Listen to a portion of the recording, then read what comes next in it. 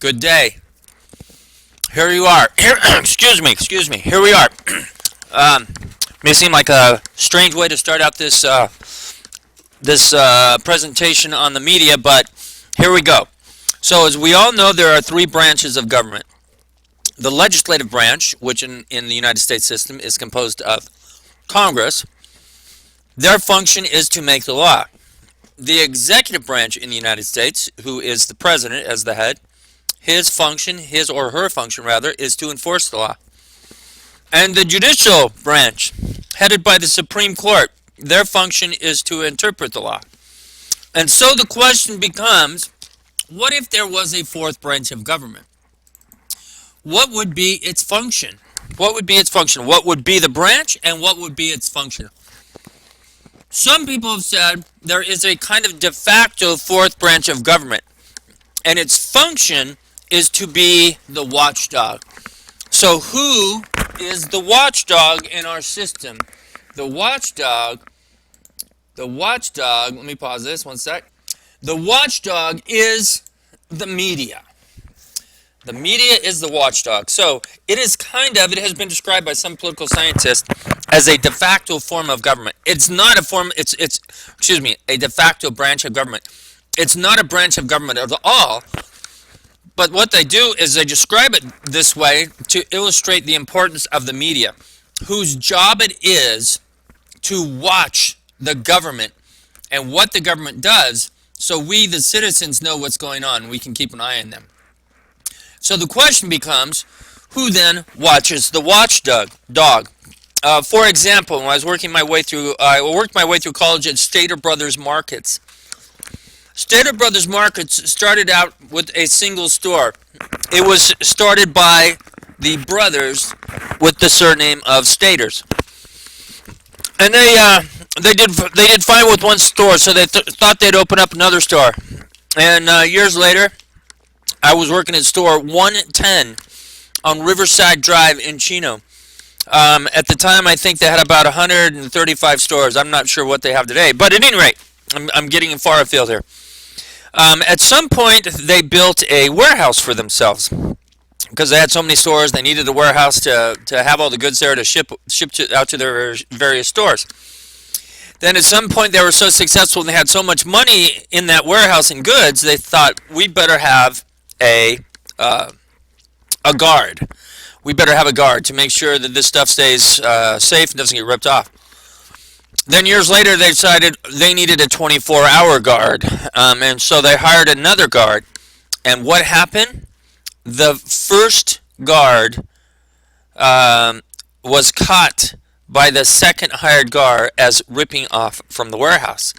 And so the question really becomes, with respect to this watchdog or the media, who watches the media? Can the media just say whatever they want and have us believe it?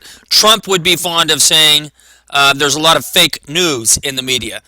So it's an interesting question then, who watches the watchdog or who watches the media?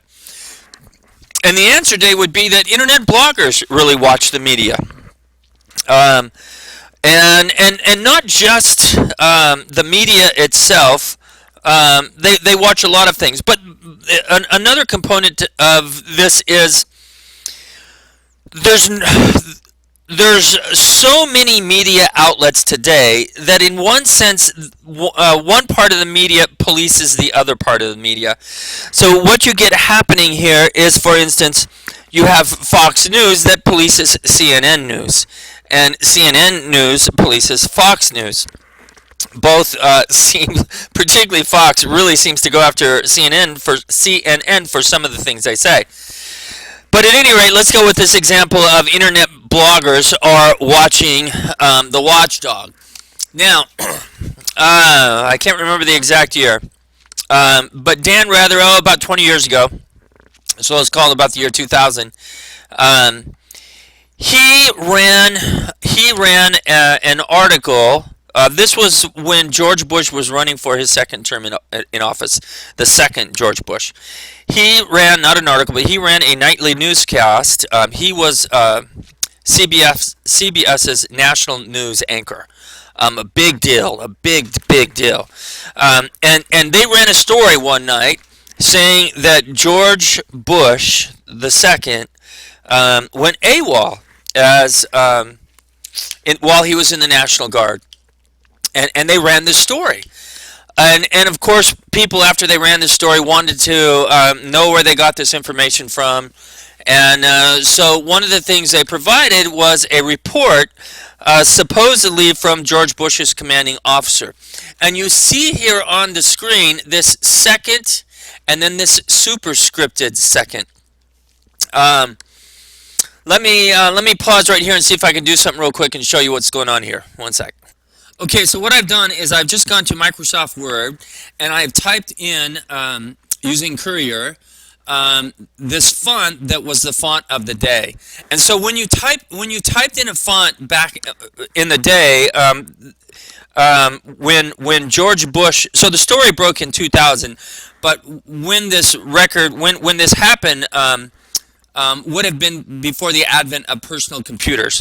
And so his commanding officer theoretically wrote this report that said that he had gone AWOL. And there was in this report a second typed, but it was typed, so when on a computer, when you hit second and then hit space, boom, it superscripts it.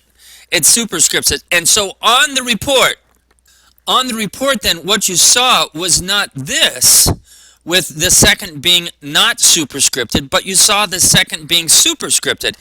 And so there was this internet blogger, and he said, hey, something's wrong here, something's fishy, because back, I think it was the early 70s when this report was written, there was not the personal computers.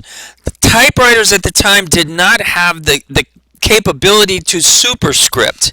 Now, there were computers that would be in a room, say the size of your typical classroom, but they weren't even as powerful as your laptop computer that there is today. It was theoretically possible to superscript something at this period of time, but it would have taken somebody 2 hours to superscript it. No commanding officer in the Army would have taken the time to superscript it. It was just ridiculous. And so this internet blogger questioned the veracity of this report. And it turned out that the report was a forgery. So this is the guy, Dan Rather, right here, right there on the left. This internet blogger literally brought Dan Rather down. CBS's lead anchor brought him down. Later on, I think it was 2015, Robert Redford and Cate Blanchett did a movie, Truth, which was detailing Dan Rather's view to this story. But bottom line, this internet blogger brought Dan Rather down because he didn't check out his sources. So the reality is today we do have a police or a dog who watches the other watchdog, and that is internet bloggers, and just the fact that the internet has become so pervasive. We'll stop right there and we'll start the next video in a minute.